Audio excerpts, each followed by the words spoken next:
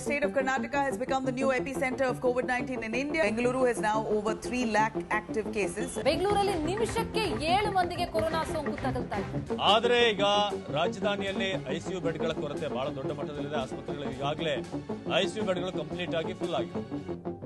When I think of the pandemic and what the trauma that we went through, what strikes me is the attitude of the central government at that time.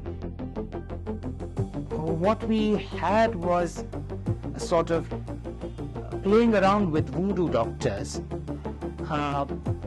So you had a situation where people were dying for lack of oxygen, for lack of ICU beds, for lack of ventilators, and you have a prime minister posing with peacocks. Crematoria were burnt out, shallow graves on the Ganga, a severe understaffing of the infrastructure, and a disastrous vaccine policy, and those desperately trying to reach their villages.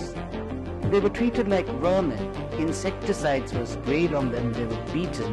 We paid the price for this callousness by having much higher rates of deaths in India.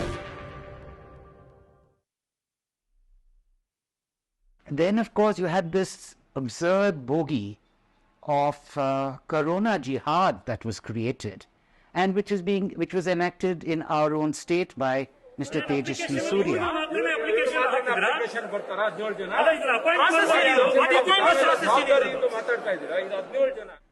You know, what politicians should do is to evolve a policy and leave systems alone so that they're able to deliver the policy. But when you have a person like Tejasvi Surya who's interfering with the system itself, it leads to a dysfunctional system. I think even before the mishandling of the COVID epidemic, the kind of arrogant disregard for the people of India which has been exhibited was manifested ever since the demonetization. I don't think people had a chance to recover from that, and then bang came this pandemic. I think we have to hold all those people who betrayed us to account. During the COVID pandemic, there were these deaths that occurred in Chamarajanagar district for want of oxygen. It was to divert attention from that failure of the system that Mr. Tejasvi Surya attacked the war room and disrupted its functioning. So everybody started talking about the war room, and everybody forgot about what happened in Chamarajanagar and how that could have been prevented.